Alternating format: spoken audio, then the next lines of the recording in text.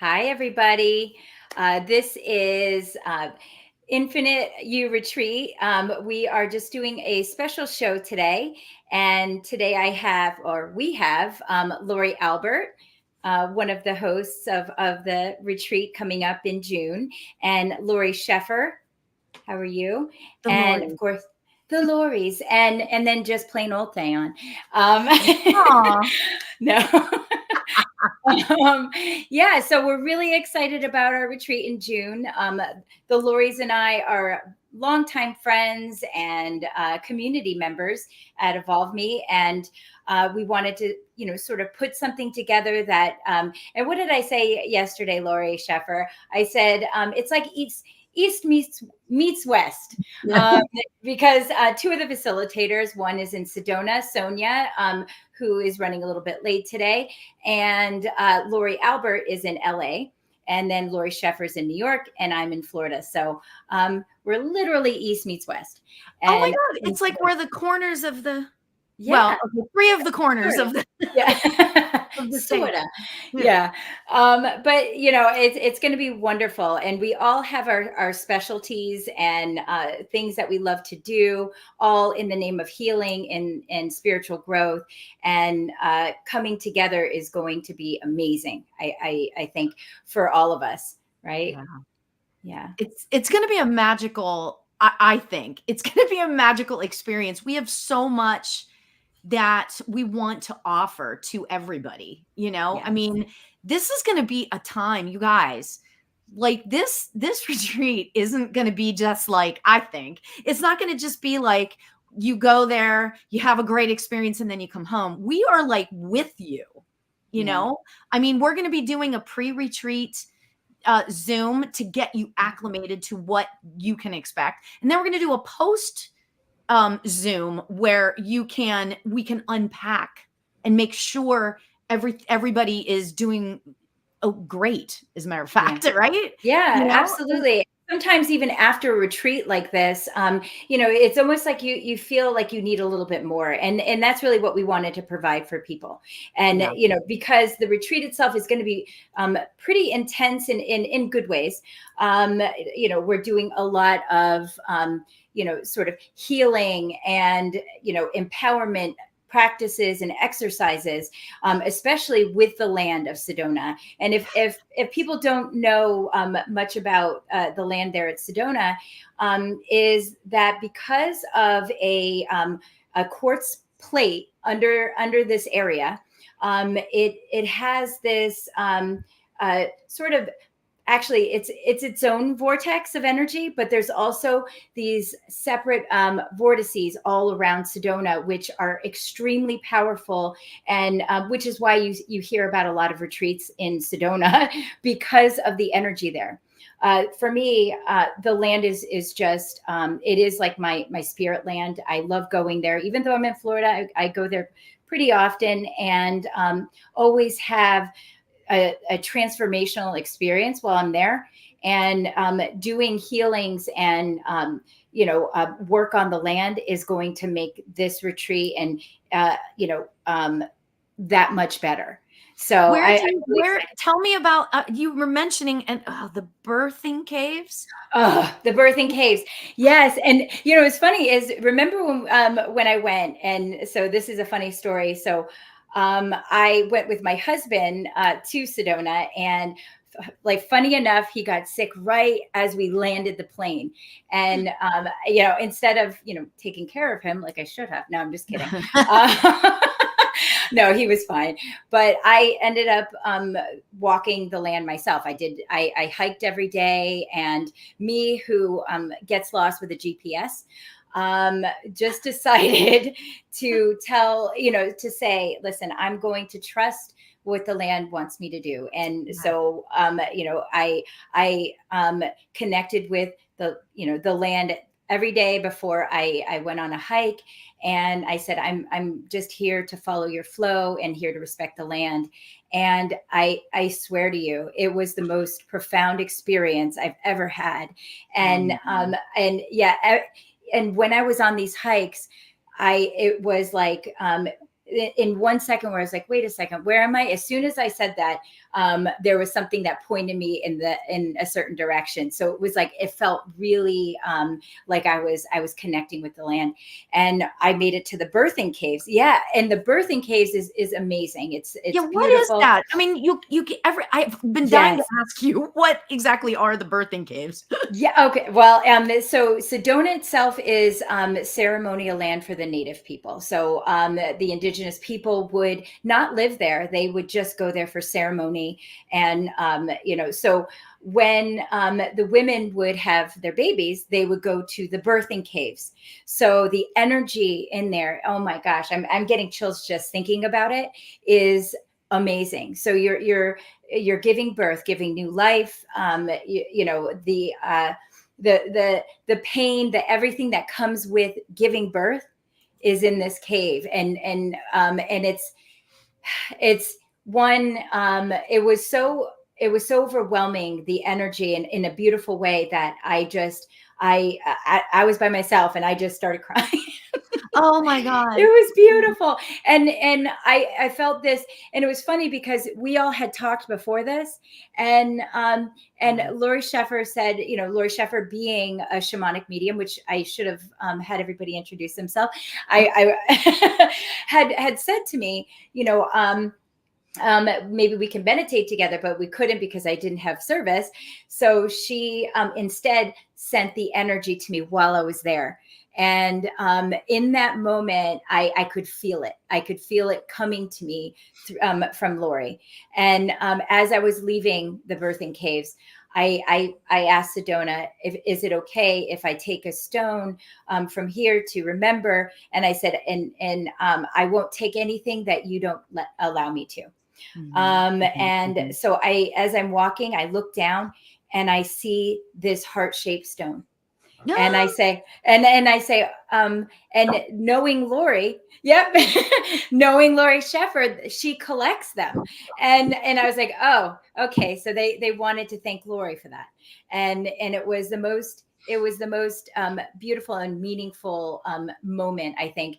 And also for two reasons, because when I was there was this wildflower that I always saw in visions, and I never saw it in real life, but when I was walking through the birthing caves, I saw that very flower.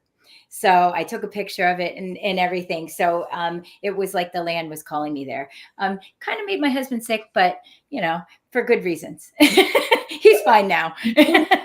You're telling that story thing, and what comes to me is, because he got sick so quick, is that spirit, said to him, it's like you had very different journeys. His was, he needed to rest. He needed to, this is funny, right? Because I don't know why they say this, but they say he didn't need you to haul him around to everywhere and drag him, right? And so he conveniently, no, he really was sick, but he got sick, and that's what he needed, right? Yes. And you needed to be alone. Yeah. Because you had something that was important that you had to work out and you had to experience. Yes. And it also says to me, you also needed to work on your sacred feminine, because you spend so much time in the masculine energy of business, that you needed to do that. And so that was exactly what you were called to do. Yeah. Yes, that's exactly. And wow, that puts it like completely in perspective. And you're right. My husband works constantly. And he even said, I actually feel good that he got to rest. So it really did work out. So I don't feel bad. And that makes so much sense to me. And I don't know why I didn't put it together, but you're completely right. And that's just what the land of Sedona does, though. It's, if you care for it, if you love it and respect it for what it is, it will give back to you. And just like anywhere else, even, I would sometimes say, well, I don't love Florida because it's humid, but I'm beginning to see, this is all part of Earth. This is all part of Mother Earth, and respecting the land wherever you are, which I will say, Lori Shiver. Hi, Sonia. Sonia, Yeah, this is actually Sonia, is of course one of our retreat facilitators, but also a dear friend. And guess where I met her? Sedona. Of course we did. And yes, and I will say that was another profound experience I had. I came there not really understanding the land, and if you ever roam the land with Sonia, there's a whole new perspective that she opens up. So I'm really excited to be doing this with you. Oh my God. Yeah. Yeah, me too. Thanks, ladies. Oh my gosh. Yeah. You know what? And so we've established that Sedona is like this amazing place, but seeing it through Sonia's eyes, I can't wait for that, because to have someone that lives there, oh my God, that's going to be like, yeah. Well, she doesn't just only live there. She is born and raised there. And and my husband, being very, heady, very technical person, absolutely adores Sonia. And so impressed with all that she knows. He goes, I could have looked at a rock and she would have known what that meant. And this shrub here, it means this. And that's how much she really knows, understands, and loves the land. So, yeah. Oh my God. So maybe we should kind of introduce ourselves for people that are kind of tuning in and don't really know who we are. So I'll let you go ahead there, Lori Albert, since you're the first block. Oh, well, gee, thanks.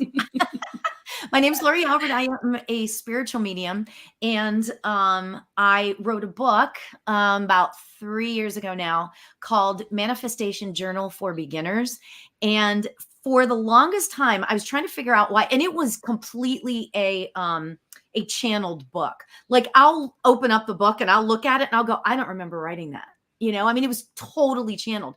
But what is cool is about the fact that I wrote that book and it's out there in the world, right, is that I have learned how spirituality, I'm going to use that word. Spirituality is, it's not just mediumship. It's not just psychic. It's not just, healing and all that kind of stuff. It's all of that. And so that's where manifestation really fits in, because manifestation on the surface is like this sort of pragmatic thing, However, the way I do it is the way a lot of people I know do it. It's not just me, but the way I feel like I do this is I include it into the spirituality. So the spirituality of manifestation is like a really cool way to look at life. I'll just say it to you that way, kind of thing. So I feel like that's kind of what I'm bringing to the table as far as this retreat goes, because it's going to be so powerful, so super powerful. We've got so much, happening in terms of our individual sort of strengths, So that's me. Who wants to go next? Lori Sheffer. I'll go next. Hello, my name is Lori Sheffer. I am out here in New York, and I am studied as an Andean shamanic practitioner before I got involved with mediumship. And actually, and I think one of the things that really, so my passion comes from why I got into shamanism. I always been drawn ever since I was a small child. But I was going through a really tough time in my life that ripped me apart and showed every single trauma I ever had. And I was just a walking mess. And I was called to this one type of shamanism and joined this beautiful, training program. And that, of course, involved Andean shamanism. And it became a path in my life I think I was just meant to be on. And that path, I learned to really sort of go soul deep and look at those shadows, those things that are my fears, those things that really, I call them the monsters in the closet. Remember when you were little, when you were afraid of things, right? You remember just those fears? And I really, all those fears got exposed, all those things that gave me nightmares were suddenly so present. And through Andean shamanism, it really helped me to get the tools that I needed to do that. So first of all, it helped me to heal myself. And secondly, it created such a gorgeous connection for me to spirit in a way that I felt good about, and in a way that allowed me to feel more connected with myself. And so so that is how I got involved with Andean shamanism. And the more I trained, the more I got involved, I became very passionate about how can I use this to help others? How can I use this to create healing? And in the midst of that, I start to, I think I've always been able to, but never wanted to see people that no one else can see. I was getting visitors and it was happening at such a rate that my shamanic practitioner said to me, she says, well, you really should go get some training. You got to go get some mediumship training. I didn't want to. I didn't want it. But, the spirit said, nope, you're going to do this. And so I started to train as a medium. And what happened was it blended in such a beautiful way for me that I was able to tune these through together. I also channel a unique sound. I think it's the sound that comes from within. And all those things sort of come together for me. What I think I bring to the table, and I know we all do, is that my personal story, I think I'm just a walking advertisement of how, when we really work to heal the traumas within us, when we really face our fears, the monsters in our closet, and when we do those things, we have more room to live an authentic life. We have more room to breathe, right? And that is, and so that is really me, and that is what I bring to. Of course, I'm. I think in my heart and soul, I'll always be an Andean practitioner first. I've just been outside, working with the rocks and the stone beans, the kuyas, and I just am holding them because we're making a new garden, and I'm going, like, hello, brothers, as I move. This gorgeous connection that with the earth medicine, and that's why I'm excited that we're so well rounded, and with Sonia and I, it creates this great balance, with Lori and Than, and it's just really cool. Yeah.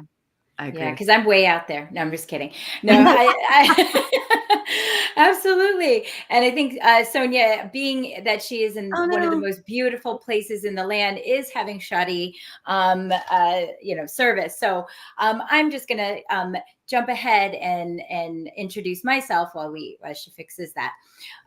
But yes, and for me, I am a born medium, and and for.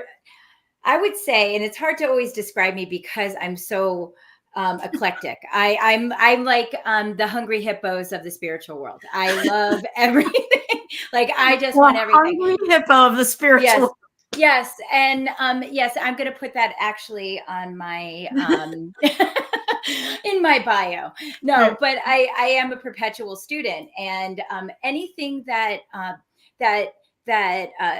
helps to empower, to learn, to grow more, to evolve, which is why I started a community called Evolve Me, is because I do believe tapping into your intuitive ability is the evolution of all of us. We're all born psychic, and some of us may or may not tap into that early on or ever in their life, but it is possible for everyone. And I know that to be true. I fought being an intuitive for most of my life until my mother passed away, which that kind of sent me into a tailspin and back to nurturing my abilities. So, and what I found was, it's not that some people always think, you have to give people readings, and to be a psychic, you have to do these things. You don't. living an intuitive life only makes your life more enhanced. You know, think about what you know, if you were able to see an overall view of your life, or be able to tap into certain aspects to help you make better decisions, then why not do it? And you know, and so I'm really here to sort of help people understand what their true eternal power is and how to tap into it. So you know, I don't even think I mentioned, so I am a psychic medium, remote viewer, healing channel, and mentor and life coach and instructor for intuitive development. So a lot of things, but I like to play around with everything. I love doing healing journeys. I love, you know, connecting with the land. And I think that's why I actually love the three of you ladies, because you all carry so much wisdom in what you do. And honestly, I've known many practitioners, and I want to say, if you're talking authenticity, and you know, and somebody that is truly there to help and serve others, as well as their everyday life, these ladies are amazing. So you know, it's going to be a pleasure. I'm very excited about just, and I said this is going to be maybe more fun for us. No, I'm just kidding. Definitely really fun for me. I think everything is fun. You'll see. You'll see. Yeah, you'll see. But yeah, so as soon as Sonia can kind of get back on, but yeah, if you know, we're I believe we're coming earlier, but the retreat itself is June 13th through the 16th, and it's just going to be a weekend of ceremony, of you know, learning new techniques, finding the root of you know, sort of what drives you, and you know, and working with that. So and then learning to manifest you know, the I would say I wouldn't say the life that you want, but really what your infinite possibilities are, right? You know, because what most people don't understand is and I think that is through conditioning. There you are. Yay. Yay. Yeah, Yay. so I want to introduce you before we have any technical. So hi, Sonia. Hi, everybody. Thank you for your patience with my technology. It was a little hard for me to hear what everybody said, but I know we all just introduced ourselves. Yes?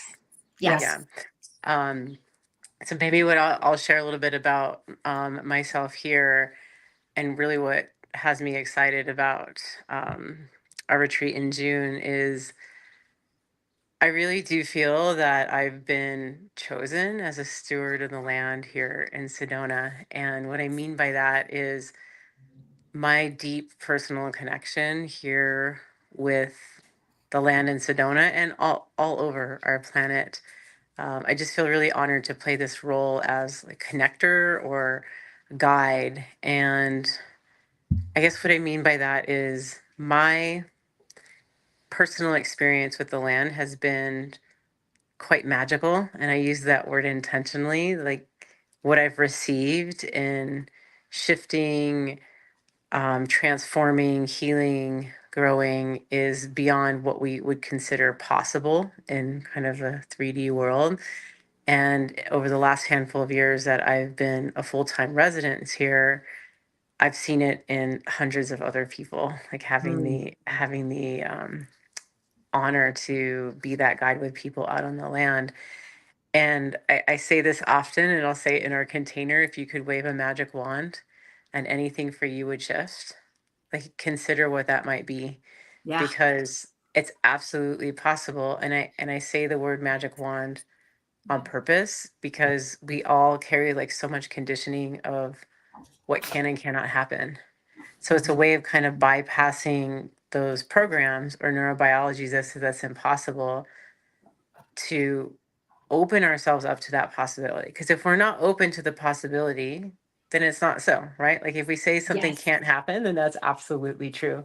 Yeah. So that's part of what I'm most excited about in this retreat is not just joining with these other amazing women where we all have our own unique talents and gifts and heart space to offer, but it's within that combination, it's within that synergy of all of us that we get to then bring it in with the energies of Sedona, the vortex energies, the sacred energies, the ancestors of this land who protected this land for thousands of years, bringing your ancestors into the containers and guides and working at that level, Oh, working within multiple dimensions to really create magic and be surprised, and to do it from a place of reverence and honor and gratitude and deep loving presence. And yes, that's what will happen on the land, but it's only able to happen because that's how the four of us practitioners have shown up with each other.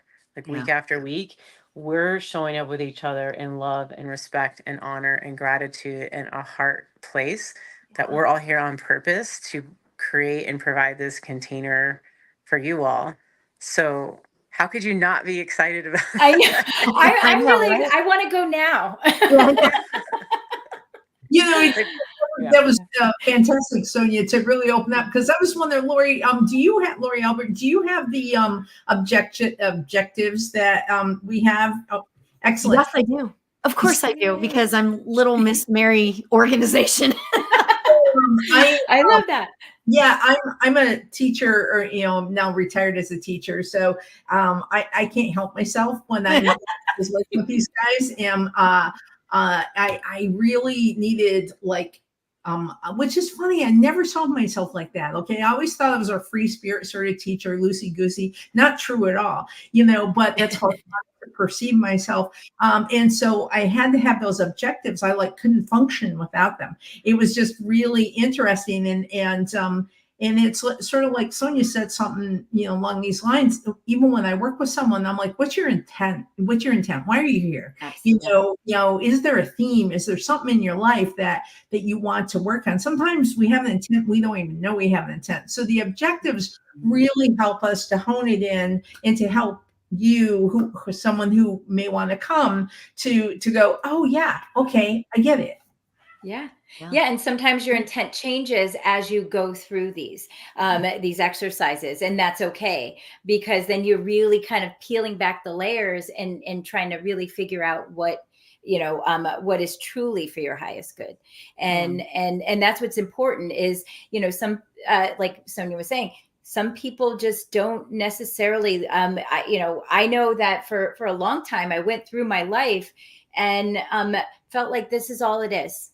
There's this limited experience was all it is, and that couldn't be further from the truth. And I've been shown that many times over.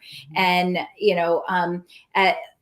for whatever reason, we all have conditioning, programming that we come in with, as well as are raised with. So there's a lot of layers to sort of go through, because like you're right. And it's funny is that we do see ourselves in a limited way. And you can do a lot of work and and uncover these things. And it's not as scary as you think, because you always think, okay, if I pull back the layer on this, what's going to happen? And it's always the anticipation. But when you recognize something and then heal it, it's not just healing, but it's empowering, and it makes you want to keep going. And this is why people go on these journeys, because once you're on them, once you start, it's like a whole new world opens up. So it's just amazing what we are going to be able to accomplish in this retreat. And it's about opening up your heart. I mean, I think that it seems like the last however many years, it seems like that we've all, and I mean like the planet, it seems like that our heart space has kind of shrunk a little bit. And it's kind of like people are becoming a little bit more leery of opening up their heart to possibility, because we have, and I mean, I love, my parents did a fantastic job. I love my parents, don't get me wrong, right? But I remember learning when I was a kid in the 70s, that, okay, so you're going to go to college, you're going to get a job, you're going to get married, then you're going to have 3.2 kids by the time you're 30, and then you're going to do this, you're going to do that, you're going to do this and that. And all of a sudden it dawned on me, like, well, at this point, I just turned 59. So, so now I'm looking at like 20 years ago. I remember 20 years ago, all of a sudden it dawned on me that I had choices. I have possibilities. However, what I didn't quite get was that that there were so many. Like, the possibilities are infinite, And all of a sudden I was like, okay, what is it that I want to do?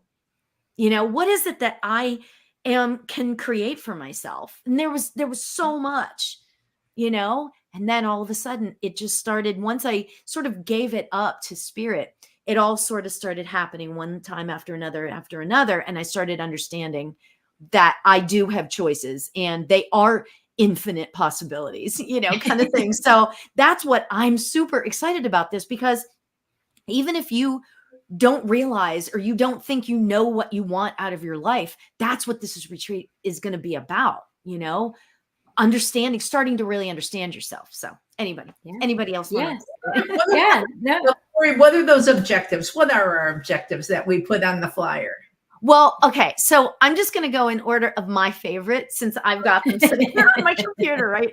My favorite, okay, of these is engage in journey work to confront shadows, connect with ancestors to heal familial traumas, and tap into your highest self to activate your personal possibilities. That's like number one to me. What do you guys want to say anything about that? Do you want to expand on that before I move on? No, yeah. I can't. I had the thought and it's gone. So yeah, because it just sounds awesome. Yeah, I mean, I think that's a beautiful way to start. It's important that especially on a journey like this, we do have these objectives, because it all sort of goes in, sort of order. And, Yeah. I mean, because that's what we need to do. Sonia, did you want to say something about? Maybe I'll just chime in and say, kind of just to coattail what's already being spoken is, I also think it's helpful to have the objectives so that participants know what our intentions are for what they're there to experience, and not just what the experience is, but what they're going to get out of it. Yeah. And like what you said, Lori, Albert, and is you don't have to know, right? Because if we're journeying to shadow, that's the point of a journey, is to meet some parts of ourselves that we haven't met before, with love, with gentleness, with openness. And so there can and this is very, very true and common to Sedona. Many, many people who arrive here say, I don't know why I'm here, but I know I needed to be here. Yeah. And so not knowing is okay. And maybe not most, but many, many people who do come, there's a calling, and a calling is not so much something our minds can make sense of or put words to, or why. Like when we say, oh, I'm going to journey to the shadow, how many of us are like, I know what part of my shadow I'm going to meet? It's like, no, you don't. That's why it's in the that's why it's in the shadow. And so it's like, it's also just to maybe give those who are here alive or recorded this assurance that you don't need to know, and that dropping into your heart space to meet the heart space of all four of us and just say, is this meant for me right now? Is this a calling that's calling me? Sedona's calling me, you're resonating with me, or, another one of us here on the call, or all of us, you're seeing our synergy. I think it's really beautiful. I mean, we get to see this every week because this is what we're doing, but now we're getting to share this synergy with you all. And so to just reiterate that we're here to gain clarity. Yeah. And meet ourselves in new ways and deeper ways, and do it in a community that is safe and grounded and heart-centered, is really all that's required. And so like the clarity comes through the process. Yeah. And so just to kind of reiterate that aspect of the journey is like when we're coming to do this type of work together in community and be supported by, the wisdom that's here on this call, is maybe give yourself permission to just lean into that trust of your heart's calling and not needing like the exact, like, I'm going on this thing for this exact reason. And not to say for those of you out there that have the clarity, like you're welcome to, but it's not required, because that's the point. The point is to be on this journey of the heart and, you know, meet it with some openness and curiosity. And, even for me as a practitioner, typically when I get too locked in of when I think I know something, then that's when I get like the big lesson, like, you didn't know that. You're Yes, actually going to get always. this.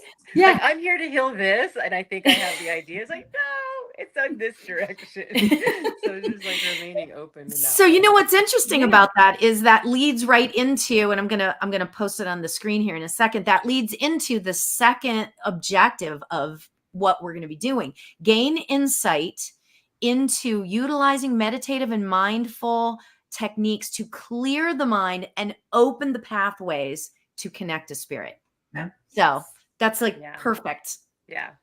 Yeah, and what I like about that is, we all know there's no one set way of doing things, and I think that's really important. I think that what we're really doing is we're going, hey, we got these tools. These are the things we use, and that's different, among us. And what's really cool is like it's not like. So we're given these tools. We're saying, here's some tools. You want to learn them? Want to practice them with us? And then it's like it's for you, and it's for your higher self to say, "Ooh, I really like that one." And so that's why I like it. It's saying the mindfulness and meditative techniques, the two things. And when I was a special ed teacher, I still am, but now I'm not in the classroom. I found that for a lot of my students, meditating was just too difficult. And even when I'd sit there and say, all right, guys, we're going to be quiet. We're going to sit here. Forget about it. But if I would say, okay, we're going to go into the woods and be mindful. It worked better if we went in very, very small groups. If we all went together, I won't even go there with you. But it's like the idea that just picking up tools, just practicing new things, or maybe an old thing you're going, wow, I haven't done this in a while. That felt so good. And I felt like I was in an environment and supported and able to really just do this in a way I just haven't been able to for a while. Yes.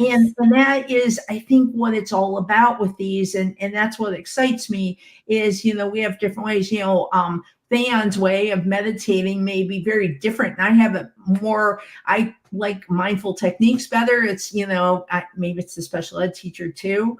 And it's just this sort of way. So it's fun. I mean, for me, as a kid, my favorite way was to go under this huge pine tree in the middle, like back 5 acres. I live near Lake Michigan, so it was all sand dunes. And that's where I felt the safest. And I just would sit there because I could feel the boughs of those trees, like just caressing me and holding me in a way I didn't feel held in my life.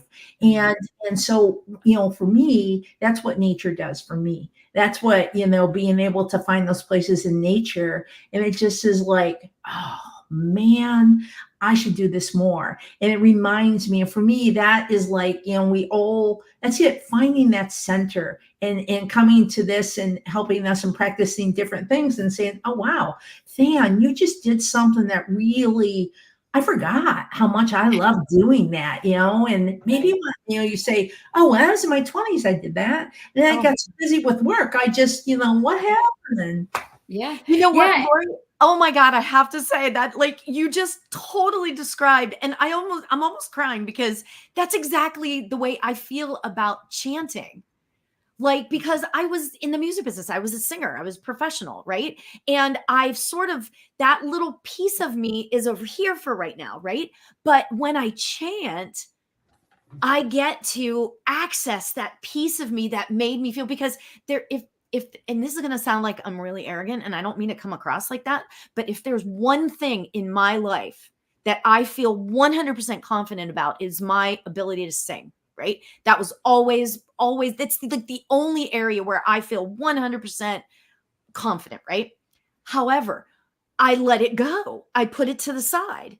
And now with chanting, and that's just my sort of, I shouldn't say my favorite way to meditate, but it creates a feeling on the inside of me. You know, I was doing a live the other day, and oh my God, I always play a song at the beginning, and because it's on a private website. And so I can play whatever song I want, right? Without worrying about copyright stuff. And I played, and this is not my type of music at all, but Katy Perry, Roar, the song Roar.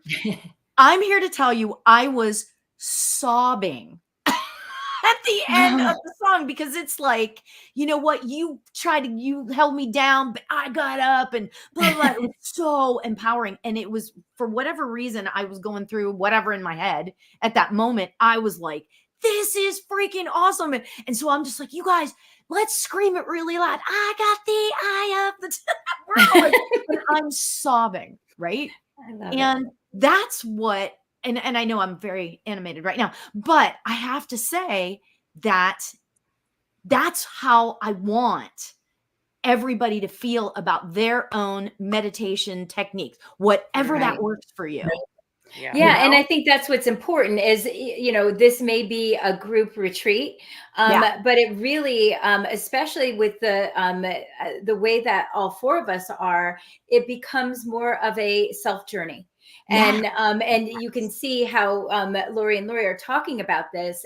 They're talking about one of the same thing, and yet their experience is different. And that's what's important, because it's great to have the group dynamic and the energy of the group and the support. But then it's always, you know, and I'm a serial retreatist, so my thing. My thing is, like, on top of everything else, is that, you know, I need it for it to be a personal thing just as much as it is a community thing. And I need to find my own healing. And I don't want to come back from a retreat and say, you know, I don't even know if I really did get anything out of this because I was kind of following this. It's not going to be like that, because the one thing that we do actually, well, we have a lot in common, but the one thing that we are all sort of kind of geared to is giving that personal experience to a group. If that makes any sense. So Absolutely.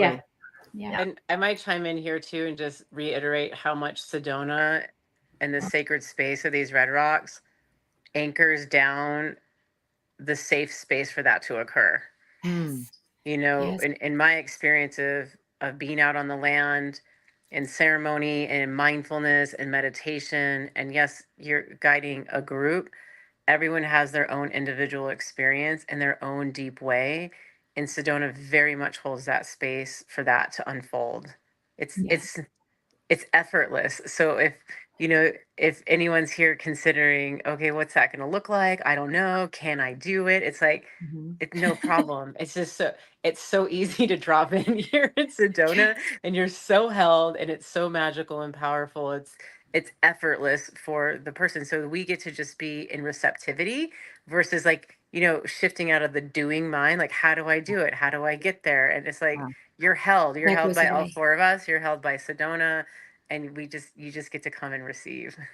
I love that you said that, because that is the feeling. It's almost, and I want to say, for lack of a better term, it's almost like the mindfulness the mindfulness training wheels. Like, you really come in there, and Sedona is so giving, and everything that Sonia said, I've experienced myself, and it's so giving that it's like you don't get into your head about it. It's like you go go into this energy of the land, and you become the energy of the land. One thing that she had taught me early on was, we were walking, and there was a flower, and she wanted to show me the flower, and she picked it, but she goes, when you pick a flower, you always give back to the land. And so she pulled a piece of her hair, wrapped it around that, and I was like, that is the most beautiful thing. And I felt emotional about it, you know, in that, and I did a lot. Every time I go to Sedona, I get emotional. So sorry, everyone. You're going to see a lot of waterworks. Totally agree. Right? But it was just, but I could feel, it wasn't even just the fact that she's always respected the land. It was the fact that Sedona reciprocated. And I could feel the love coming back. Oh my gosh, see, I'm getting emotional. And it was just the most beautiful thing. And when she says that she is really the oh my gosh, I want to say it right. I want to say the guide of the land, but I know she said something better. But I will say it's a remarkable experience walking the land with her. Mm-hmm. And you learn such an appreciation if you haven't yet. I know Lori Sheffer, being a shamanic practitioner, will understand that and has understood that. But for somebody like myself, I mean, of course I love the land. Of course I always had respect for the land, but I never felt the deep love that I have until I connected in Sedona. And now I have deep love wherever I go. And it's this appreciation. Absolutely. And it's an appreciation that means so much. And it's gotten me more connected to myself and to, my connection with everything. So, yeah. Wow. That's so beautiful. Yeah. Sedona said that. That we will be starting with ceremony when we arrive, because one of the things in the practice they do on the shamanism, which is with the indigenous people of the Quero who carry the Inca lineage, there is a Quechua word called Aini, and Aini means reciprocity. And so when you receive, you have to give. And it has to be this mutuality that has to occur. And, for instance, I've been out, working in my yard today and doing a lot of gardening and different things. And I'm carrying these stones. I'm like, oh, thank you so much, because I'm moving them. And so it's this connection, but it's also like, yeah, everything is a give and a receive. And it's really important in everything that you do to have that. So you're out on the land, and whether it's your hair or it's your breath, it's the giving back. It's the, if you're going to take something, you don't want to do that. You want to ask, and you want to really hold it and see. And then what are you giving in return? And that's the important part. And it's the way, I remember when I was going through that super painful part of my life in 2010, I started with simple gratitude and going outside and saying, what's one thing I'm grateful for? And that's all I could pull up. I go up on the deck, and that's all I could do, was one thing, and now, man, I could be out there forever, and I don't need to speak, because I can feel it just flowing through my feet and flowing through me. And which is another one of our objectives: embark on nature walks in the serene landscape of Sedona, using the natural environment as a means to foster connection and facilitate healing. One of the things I hope to talk about when we're out there is another Quechua word, is hucha. And hucha is the dense energy. It's the crap, it's the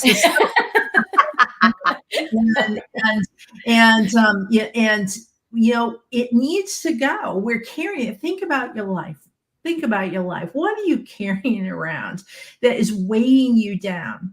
And ask yourself, how much energy do you spend thinking about that thing or worrying about it? And then when you're able to really work on releasing the hucha, and Mama, she loves fertilizer. She's like, yum, yum, give me that fertilizer. She wants your crap. And, she wants it. And so there's practices that we have available to us to help us to drop that hucha. Now, the thing is that when you're releasing your hucha, what are you replacing it with? So that's the Sami, the light energy. So it's that being in balance. So that is one of the things that I really look forward to, Sonia, working with you on, and us, sort of co-creating and working with others to do this, because it's when I was working in special ed and I worked with kids who really had severe they couldn't be in the regular classroom. This is what we would do. We would go outside and say, let's go breathe in a stone. Let's go carry a stone. And then we would breathe, and we'd let it go. And the kids really got into it and they understood it. And what do I need to do, Miss Sheffer? I'd say, let's breathe. And we would just breathe. Or they would, don't tell me to breathe. And then they'd start but they would automatically breathe. Yeah. And it's that balance. And that's what I so look forward to, coming to Sedona and really, practicing this with the land. And, I get so emotional because I'm so honored. It's the gifts that I have been given, also now are gifts that I need to give. Yes. Yeah. Absolutely. Gorgeous. And that's beautiful. I know. I know. Maybe I'll just be a student on this one and just kind of hang out. No, you have way too much to offer, my friend. You don't even say that. But it's so fun. I don't know. I think that's like goes to show. I mean, if you're here listening, wondering if this would be right for you, when you have all the practitioners wanting to take what they've created, because I want to too, that shows you like how much joy and love and power, and I mean that humbly, that is in this offering, is that we are excited to receive our own medicine with each other and ourselves. And I think that really says a lot, like we're not here, we're here to offer our gifts, like what Lori Sheffer just said. Like, I've been given gifts and I'm here to share those gifts with you. I think we all resonate with that because we've grown from our gifts, right? We've grown from our trials and tribulations and how we've met ourselves in deep and unique ways. And it has shifted us tremendously. And the light that you're seeing here and the synergy that you're seeing here is like, we just want to share that with everyone. Yeah. And we want to continue to share it with ourselves. So I want to see when I, what did you call yourself, Van? The hungry hip. Oh, perpetual student or the hungry hippos. Or just like always in retreat. It's like, I think we all are here. And like, you're seeing that, like, we're all continuing to seek and search and learn. And like the knowledge is just like we carry that synergy within each other. We're not over here saying I have everything figured out. We're saying I've received some gifts and I want to share some gifts, and I'm here to continue to explore myself as you explore yourself. So we're in this container with you all too. Yeah. And as equals, yes, we're the leaders, but we're not above anyone. Like, we're all walking each other home, And so to create something that lights us up, I think says a lot about this container. It really does. And what I've always, saw and felt as a teacher is that you're right, Sonia. I'm learning just as much with whoever I'm teaching, and my knowledge is not my own knowledge. I'm not holding it for anybody or on a pedestal in any way. I am just here to facilitate what you're learning, and then you move on. So, and that's what we all do for each other on a daily basis, whether we even know it or not. So, and that's why I feel like it's so important, especially with the four of us, because we all have that understanding that, it is about the experience as a whole. And yes, we're going to bring in, our knowledge, our tools, and channel a lot of it too, and to create this space. But it really is that group effort, So. And if you look at that other objective that I just wrote down, examine how thought patterns may be constraining the possibilities you aspire to achieve. So I wanted to throw that out because that's another major goal. Yeah. And I never thought, what's coming into me is how many times have you went out to dinner with a bunch of friends or with people maybe at a party, and first thing that people ask is, so what do you do? right? And now if you were to say, Oh, oh, I love that question. well, nature walks. No, no, no. What do you do? What do you do?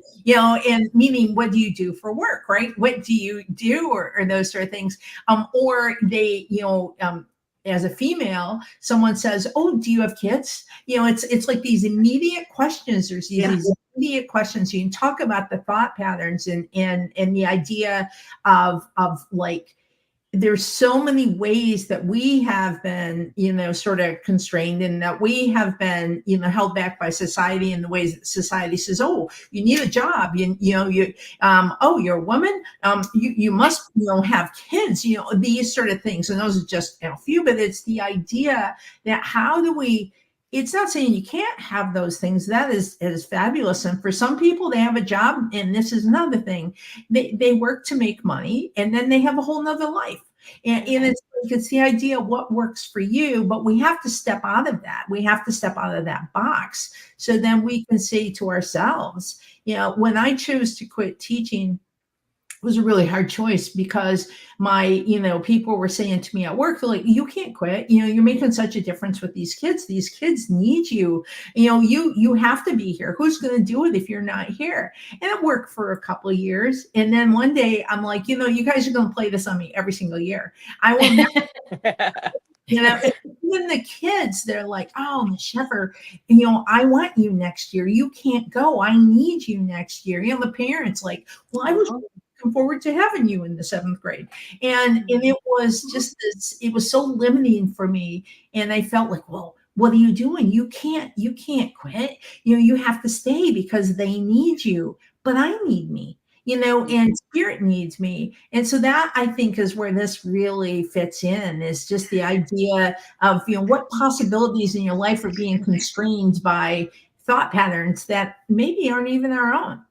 Yeah. Absolutely. Yeah. And there, for so long, there has been a specific example, just as Lori is saying, like, you're a woman, you should have kids, and all of these things. But, and how much we really don't realize that that's just a pattern. It's not, it has, there's no real need to do any of those things. I've had friends that weren't able to have children and thought that they were less than a person. And I said, well, one thing, this is the path that you're on. And it is not to say that you needed to do any of those things. And then of course, because I always have to say something funny. And I was like, well, you should try having kids, because they're not always the best. But no, kidding. I love you guys. But it's it is the truth. It's like, people, I have to find a husband or a wife. I have to. You don't have to do anything. Exactly. And that's the thing, is that we judge others for those things too. And Right. so we are continuously receiving this information as true when it really isn't. And people should not be made ashamed of what they have and what they do not have. Because that's all you really look at, what I have and what I do not have, when that happens. Yep. So, yeah, I'll get off my soapbox, but yeah. But I think this whole conversation is really great to also just illustrate to those considering joining us in June, is that yes, we've designed an experience, we have objectives around that experience, but it's also how you'll be supported in taking this experience back to your life. Yeah. So the follow-up calls that we have scheduled as part of this container to help with the integration, to say, oh, here's a pattern that's coming up, and here's how it looks in my real life. What just happened? Okay, there we go. I was like, what just happened? Okay. And so letting that highlight how, yes, we want this great experience, for growth and transformation and journeying and awakening and repatterning. But then what does that look like when we go back to real life, when we exit the bubble of Sedona? And how can we be there to support everybody, and how that's built into this container? So Yes. when we do go back and we do see, oh, here's that old pattern, or oh, here's the shadow that is no longer in the shadow and it's showing up in my life, like how do we navigate that, and how do you feel supported in integrating whatever may have shifted, come up, presented itself, been experienced, that we're here as a team to support that, not just with us four practitioners and the participants, but also like the community that we're building around this, that we're not Yeah. going to come to Sedona and blow it up and then be out on our own trying to navigate a new reality or whatever might come up. We don't know that yet. And so I feel like that's a big strength, because I see that a lot, like because Sedona is such a, you know, a place that attracts, you know, people that want to have an experience like this. And they do, they might have an amazing experience, but then they go back and they're all alone trying to sort things out and make sense of things, and, you know, can kind of flounder a little bit. And we've acknowledged how that's true to this type of journey and built in that support into this container too. Yeah. And let's talk about yeah, we're going to be doing the pre-Zoom call, and then I'm sorry, the pre-retreat Zoom, and then the post-retreat Zoom, but also you're going to have the opportunity to work one-on-one for free after we're done with the retreat with one of the practitioners. So that is like kind of a big thing too, For because 30, a lot of retreats don't do that afterwards. But right. For a 30-minute thing. That's what I think. Yeah. Mhm. Yeah. I just wanted to clarify. Yeah. Yeah. Not for 6 hours, of course. Yes. I was thinking too, is I know that as you know, because I do the shamanic healing, and I always say to people, so before someone leaves me, I always make sure we have a plan. You know, I may give them homework, I may give them things. So this leads into this. When we do this deep work, there is an after plan. It's really important to have an after plan to help you to take care of yourself. So we're really helping to provide that support for you to put you on that journey when you return. Yeah, absolutely. Yeah. Yeah. I definitely agree with that. And it's so important. And I've been to many retreats, and you know, you kind of don't know what to do with it, do with yourself afterwards. You know, I'll try techniques on my husband, and he's just like, what are you doing? And so yeah, you want to continue that energy, and it's important because you know, this is at that point where you've made big strides, and you're, you know, and you're really trying to figure out where that lands, and that's why it's so important to have that extra, you know, that extra like support at the end. And you know, if I'm doing a retreat, I always want to make sure that people can always reach out to me, you know, if they need, and that is always important. And all these ladies do that very same thing, because you know, we were those people. You know, we've been there, and that's and you know, that for me is the most important thing, when people really still understand their roots and understand where they came from in order to help other people with their experiences. So yeah. And then let me throw up this last one. I mean, we have other ones, but I was thinking I'd throw this up too. Yeah, we got a lot, actually. I know, we have a lot going on. Yeah. Oh, wait, what happened? Everything is happening. Okay. So the other one, I'm going to throw this one up. Develop and refine intuitive abilities through guided exercises and practices. This to me is going to be like, I think honestly, for the people that are there, it's going to be life-changing, because when you start to realize, when you think you're all alone and you think you don't know where you're, like, where you fit in the world, right? And you start to realize that, yes, indeed, we all do have intuitive abilities, and you start to access that with the help of the four of us. Yes. Like, that's going to be amazing. I think that, well, of course, I love all of these objectives that we're going to be doing, but, you know, but I mean, oh my gosh, you know, I mean, that's like a huge thing to really learn how to tap into yourself, your heart space, your intuition. Yeah, yeah. Utilize. Yeah. And I love that. No, it's just saying that, you know, one of the cool things when we were working this all out, what we're going to do is, you know, we're doing some stuff on the Akashic records. There's some things there, Yes. as well as there's with the journey work with the ancestors, and this fits into this, you know, and it is that intuition as you're working with these things, because when you get to the place, I like to say that our job is really, I always felt this way as a teacher, that my job is to assist my students to find the path for themselves. You know, it's to find the answers for themselves. That's what a good teacher does. And you know, to create exercises, to give lessons that then allow the student to be their own explorer, you know, so that they can now find the answers, you know, for themselves. And that is exactly what we are doing through these different experiences. You know, it's a sampler in some ways. I mean, it's 4 days, but it also is you know, each one is built upon the other to really help you to say, oh my God, I felt it. You know, when I'm doing the Akashic records, oh my gosh, you know, or the journey work, holy moly, you know, everybody else went in one direction, and you know, and always feel good if you don't do what everyone else does. That's okay, because your intuition, your you know, self didn't go in that direction. It's happened to me, and sometimes I've had Me experience, too, many you know, times. Yeah. where, Yeah. you Me know, too. Me three. Yeah. one time this goddess came in, and I had quite a wonderful time with this goddess, and everyone else were having these other journeys, and I said mine, they're like, where were you? Were you here? I don't know, but man. Oh yeah, I love those because you know, it's not that you did it wrong, because that's what I used to think, like, oh, did I do something wrong? No, you got the experience you were supposed to have.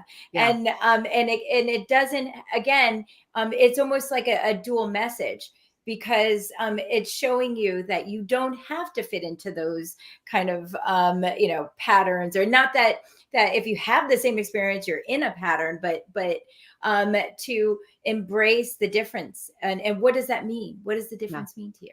You know? Yeah. Yeah. And you're following yourself, and that's the intuitiveness. That's the, you know, your intuitiveness looks different from mine. And so that is a piece of it. You're just following your own path and feeling, and that takes, you know, confidence is difficult. And it, you know, to build confidence, you know, that my wife loves to sing, I have confidence, you know, that and and she does, but it is like that, you know, having confidence in your own skill set, and then building upon that, and part of that is the intuition and trusting it and believing in it. Yeah. And I think that's the confidence that this container offers, because you can work in a silo to build your intuitive abilities and refine them. But then if you're in a silo, you're like, you can question yourself. You're like, was that a thing? I don't know. But when you're in community and you're with other experts, intuitives and mediums and channels, and then you have that space where you don't feel like you're trying to sort it out on your own. You're being empowered to take your own path and being empowered to have your own experiences, and also having experts there to present to be like, no, you're on track. Like, no, that is you. Those are your intuitive abilities, where you're not trying to decide whether or not that's true or accurate or right on your own. So I think Yes. building that into a container like this does build confidence, because you're getting that mirror of like, no, you're on track. That's you. You figured that out. You're on point here. Because when we get those hits, and then we have that certainty of that truth, then we can take it back. This is like, you know, an example of the tools that are built into this to take back home. When you have that certainty in a container like this, then you can go back home and you're not questioning yourself. You're like, nope, I already know what that feels like. That I'm on track here. And Mhm. that is the confidence builder when you come in to work with your intuitive abilities amongst experts in my opinion. Yeah, Humble opinion. Yeah. absolutely. Because I know when I was, really trying to figure it out, I didn't have anyone to bounce it off of. Yeah. And right. And so you're thinking, okay, so that could just be my imagination. And unfortunately, your intuition and imagination kind of share the same side of the brain. So it can be tricky. But I always like to tell people, and this is a little sampler. No, I'm just kidding. But what intuition is, or I'm sorry, imagination is when you imagine, like, I'm going to imagine a rose. I can see the rose because I just said I'm going to imagine a rose. But and your intuition is like if somebody just shoved a rose right in your face and you didn't even know or expect it, right? So it could be very simple as that. But I mean, obviously there's a little bit more to it, but that's always a good indicator for anybody. And I like to think, so now that everybody's had a chance to see us, so we're very playful, individuals, and with our own unique personalities. And sacred play is also what this is about. It's having fun. It's being able to play on lots of different levels, to goof around, and I think to myself, when I was a teenager, I was an odd duck. I used to have one of those big cassettes that, and I had a rope hooked around to it. And I would go up to trees and I would feel the leaves and talk to the bark, and I would talk into the thing, and I would tell all about the tree and the leaf and the whole thing. And my younger siblings were like, I don't want to be seen with you. I think Lori and I would have been best friends. Yeah. That's totally. Or I did a whole wagon full of rocks and take them, dump them on the front stoop, so I could like check all the rocks. And I go, God, all those years in between where I questioned myself, and then it took me into my late 40s to get back to that youngster, that young one who knew what she loved, that knew how much she loved nature, and how much she absolutely, I explore every edible plant out there, and I wanted to understand everything about it, and I lost it for a while because it wasn't supported.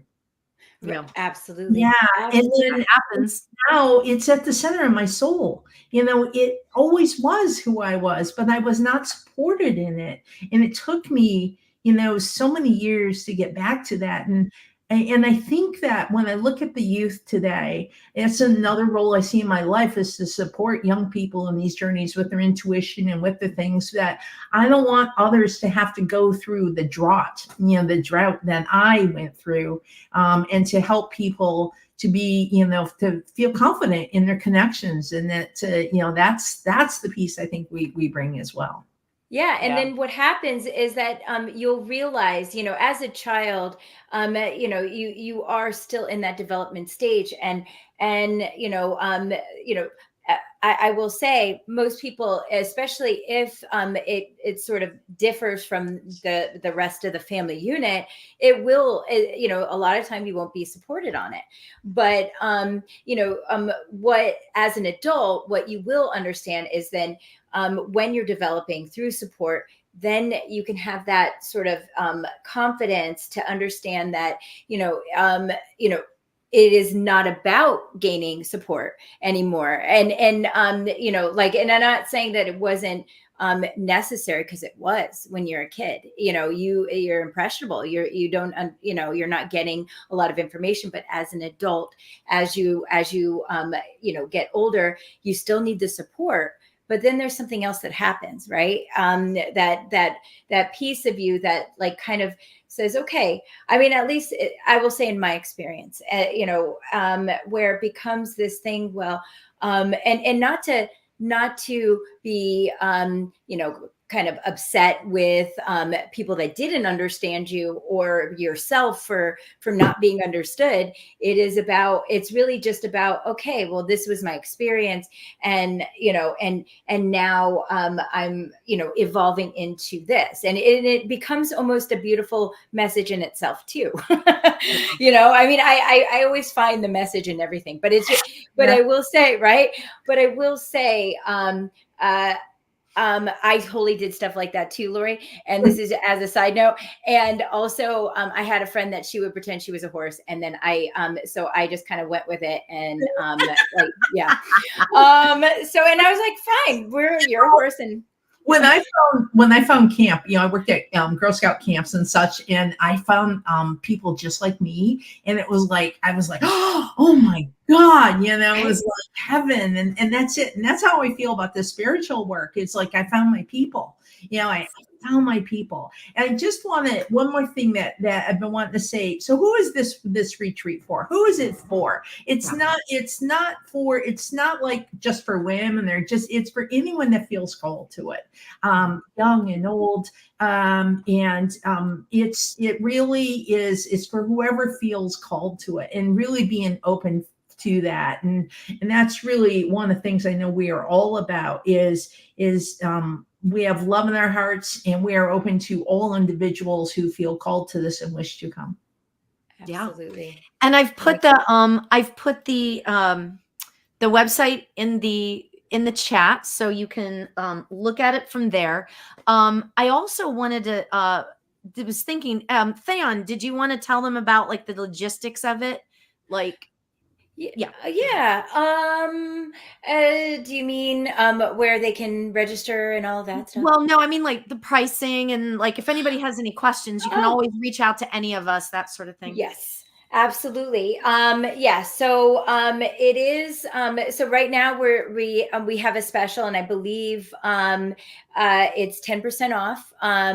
So currently it's $999, but we have a 10% discount. I believe until I'd have to look. Isn't it? Yeah, I think. End of the month? Oh, I thought actually it was, at the end of the month. So it was like I believe it might be June 1st. So so June 1st. And then,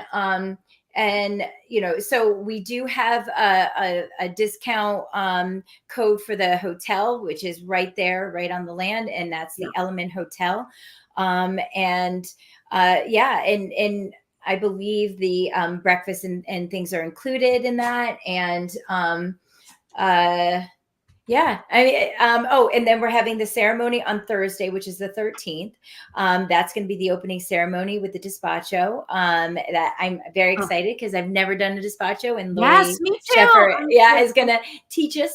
So I'm really excited about that because I don't know what it is.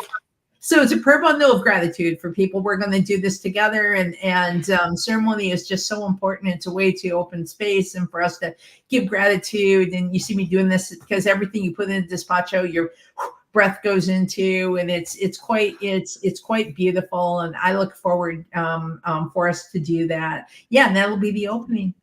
Awesome. I love it. Yeah. And we were saying earlier, we were saying earlier is that, there's something about Sedona where you do feel the ceremony, the need to honor. And because it is, it was ceremonial land for thousands of years. And so you can imagine, people always talk about, like, if you go to a church or you go somewhere where people do a lot of praying, there's a certain energy.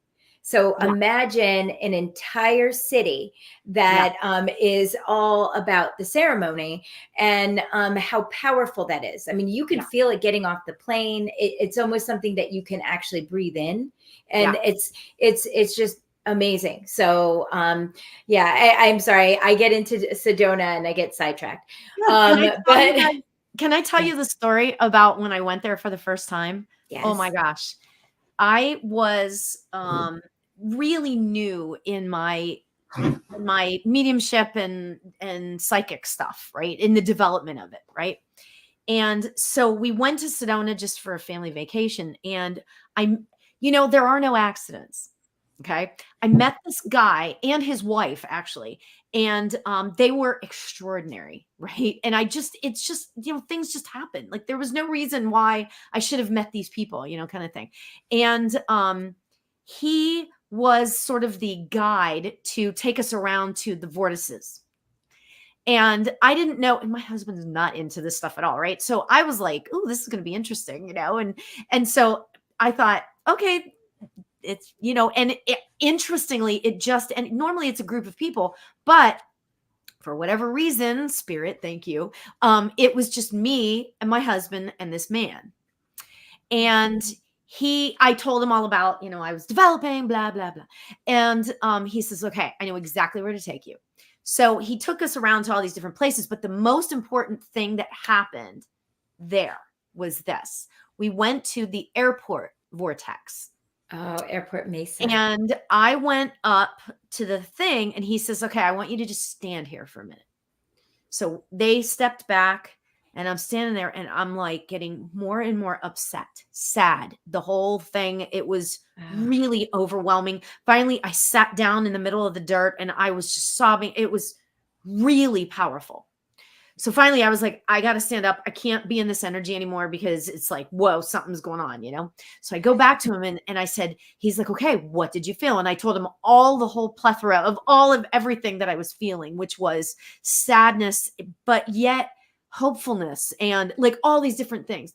And he told me that that was the place where the you know, when people, the Native Americans, when they were about to cross, they would bring their loved ones there. Yeah. They would bring their loved ones there. And that's where they crossed. And I was like, whoa, because it was like this interesting dichotomy of emotions. Like I was feeling a sense of loss and sadness, but yet I was feeling hopeful at the same time. It was very strange. And so it was really kind of cool. That was one of those, you know, how you have certain things in your life that happen and you remember like the rest of your life, you remember all the details, you remember how you felt, all of that. That was one for me. It was extraordinary. So I can't wait to experience more things. That is the most beautiful thing too. And I love that you said that because there is there's specific, some of the vortices, not some, all of them have either a male or female energy. And I don't mean like, I'm sorry, masculine or feminine energy. I said that incorrectly. And feminine being receiving.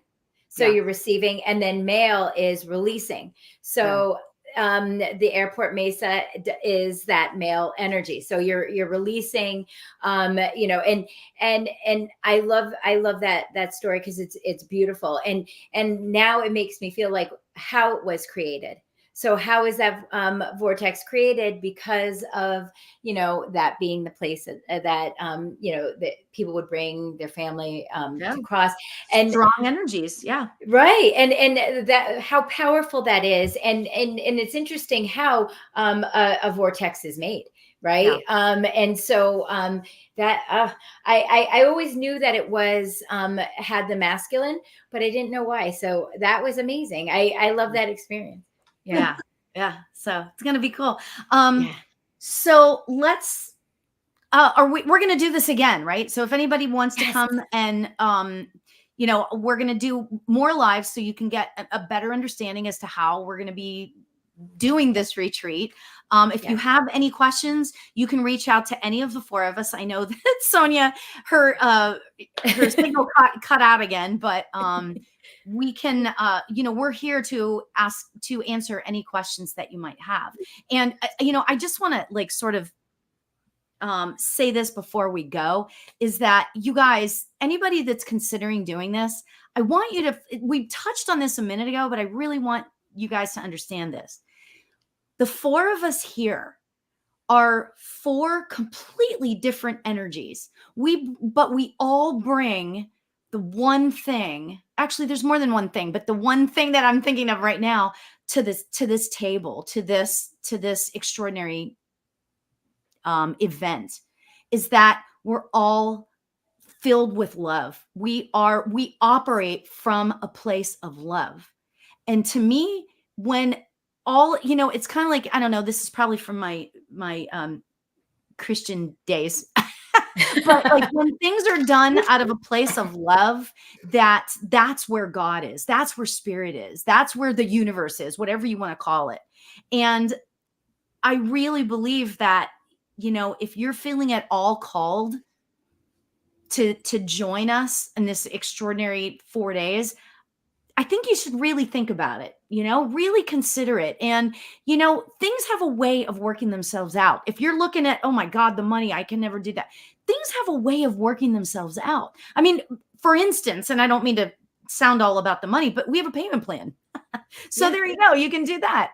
But the point is that if you're feeling called, listen to that, in your gut instinct, listen to that. Okay. And if you have questions, reach out to one of us. Yeah. So, Yeah, absolutely. And oh, go ahead. I'm just going to say, and I feel like, and I just want to say this, that we have such a beautiful blend of different being, the four of us are so different, and we all have our own followers, so to speak, our own people who follow us, and on our different social medias and stuff like that.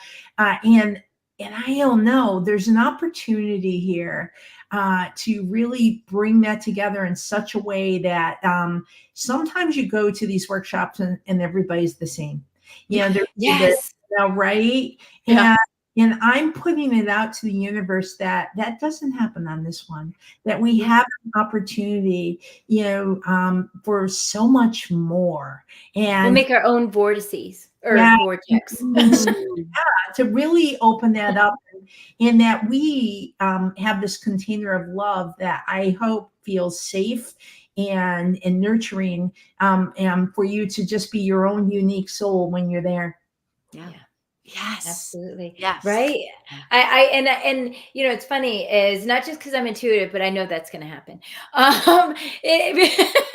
Because we have known each other for a while, and whenever we get together, the energy is so powerful and so authentic and so loving and communal, that the differences become something much more magical and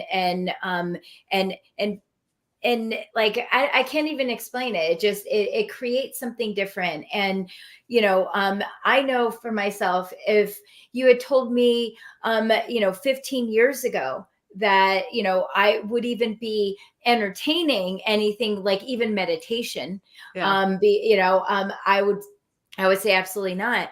But that's why it took me so long to sort of wrap my brain around it and clear some of the programming that I had around it, like thinking everything was hokey, thinking, oh, was this, and it truly in so many ways has changed who I am. I mean, I'm still obviously a goofball. I'm still very heady a lot of times, but when I know something feels right, then I'm always right. But it's true. It's an experience, not just for people that even necessarily understand why they're doing it. But if you feel called to do it, try it. Why not? There's no reason to limit yourself and thinking that you don't have this, or you're not here. This retreat is for everyone, for everyone, even if you're just dipping your toe into spirituality or want to do something different or try to figure like change some energy within your life. Mm-hmm. It's for you.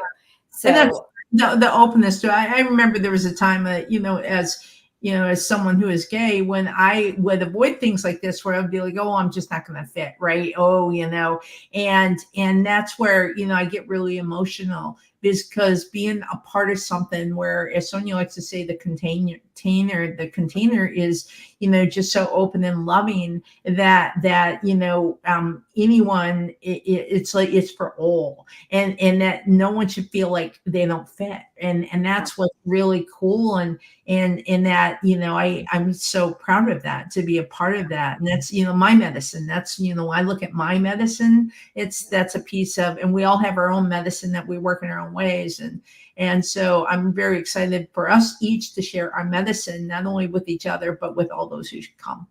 I just love you all.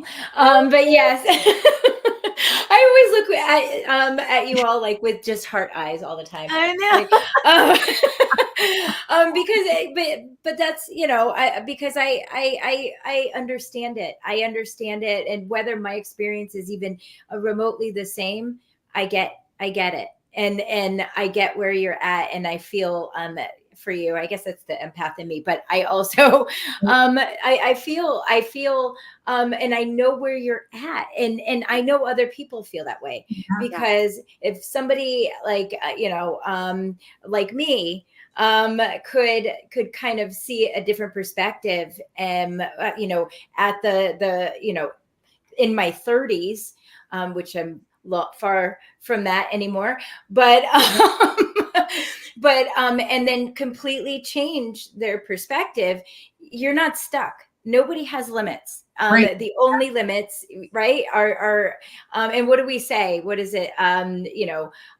Free yourself from the illusion of limitations. Absolutely. And that is exactly what we're here to do. And and time and time again, we've talked about this. We've all been shown how limitless we truly are. Yes. And we're here to really explore that and see what that looks like. And maybe if you want to, let's say you your everyday life, you're like very straight laced, and you don't want, come here, be experiment, and then go back. Nobody's telling you to be a different person. And we really, we'll work, with people. I think about, and that's what I love about the different types of meditation and mindfulness, because especially if you're neurodiverse, right? And there are different types of neurodiverse people, but for some people that it can be very painful to sit for a long time and have to be moving.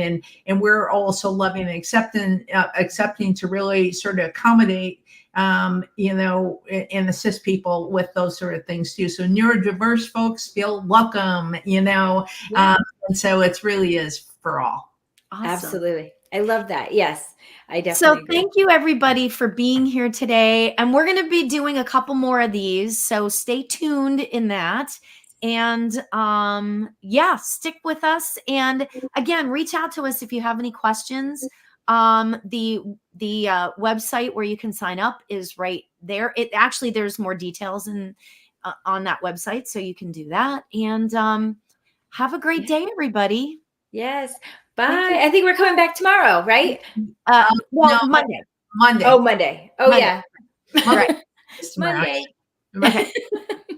Okay. Love you guys. Love you. Bye. See you soon. Wait, you guys stay here, but we're gonna. I know. We're gonna talk about you all. We'll see you I'm soon. sure.